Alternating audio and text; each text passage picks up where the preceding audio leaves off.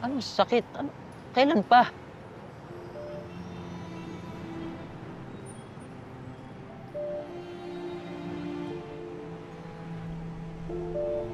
Ano yan?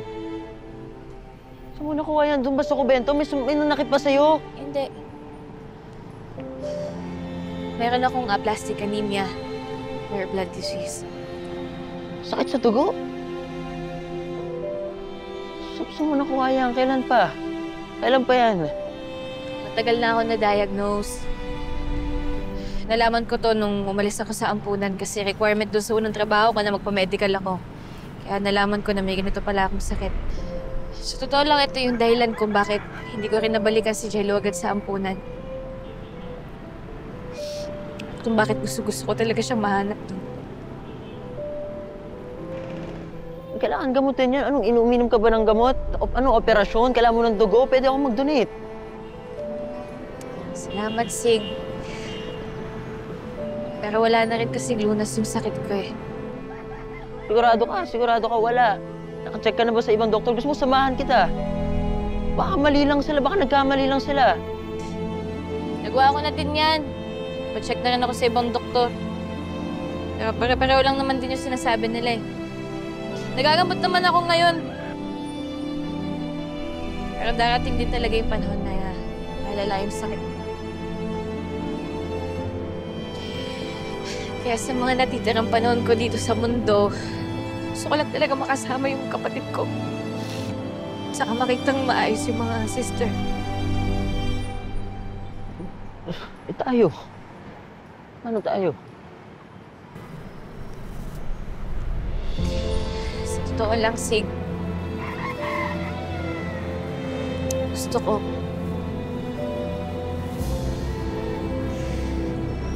Pero pagkakaibigan lang yung kaya kong ibigay sa'yo. Para din naman sa'yo to eh.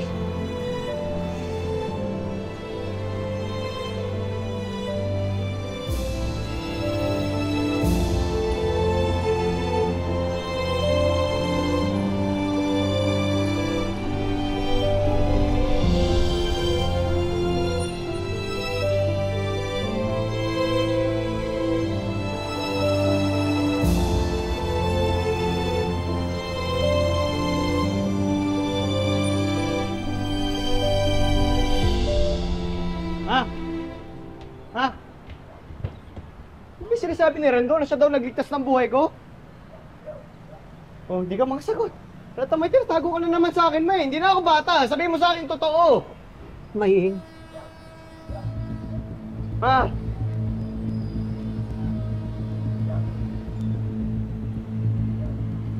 Nagpunta ako kay Rendon nung nalaman ko na nasa puder kayo ni Matos. Humingi ako ng tulong sa kanya. Naman sa kanya pa? Dahil siya lang yung may kakayanan. Pinrotektahan ka daw ng tao niya. Matos, sabi!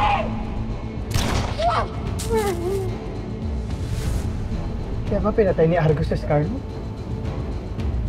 Mukhang ganun na nga nangyari, Kidlat.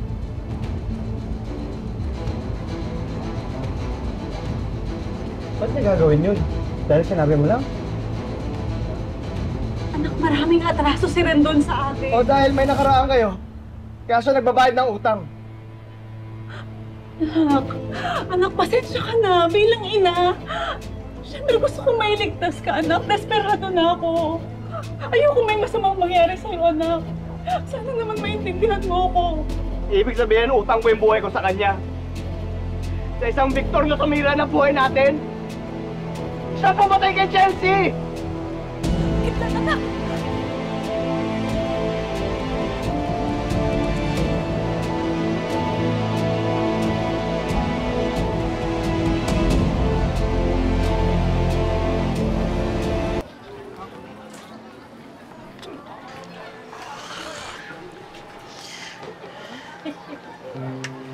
Kulot, tulungan mo ako, hindi ko maintindihan eh.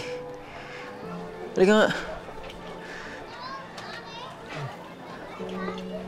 Ano yan? Plastic anemia. Yung nga, Tol. Ano yun? Tol, oh.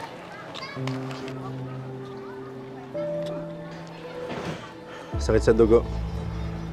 Very rare. Pwede daw mamuhay ng normal ang isang taong may sakit nito for a time. Pero eventually, lalala daw yung kondisyon, nakamamatay. Ayun, no? Bone marrow at advanced immunotherapy ang cure. Cure? Ibig sabihin may solusyon? Pwede pa gumaling? Tama? Eh, nakalagay dito. O sino ba may sakit? Wala. Salamat.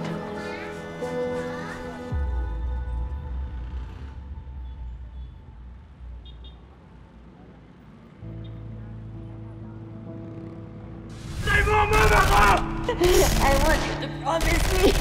Mamahalin niyo ang isa't isa.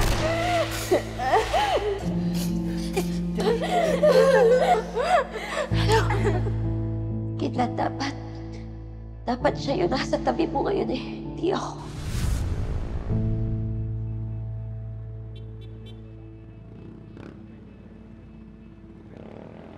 Ano pala si Kidlat?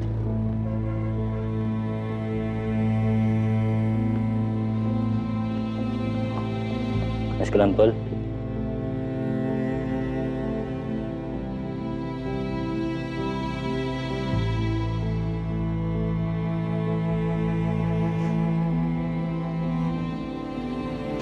Anak, to ako na. Suko na ako. Saan? Hindi ko alam kung may saysay pa tong ginagawa natin. Na paghabol sa mga Victor. Yan mo yung plano natin lahat, di ba? Plano natin, oo, pero hindi si Chelsea. Damay lang siya.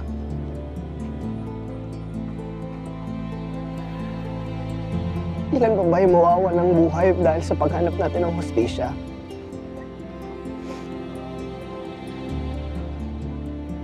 Hustisya pa ba yung tao?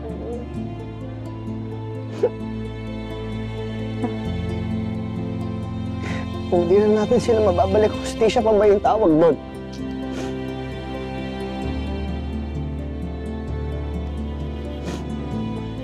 Dami nang nadamay, tol. Lagi na lang tayong talo. Ayoko na. Ayoko nang may mawala pang buhay.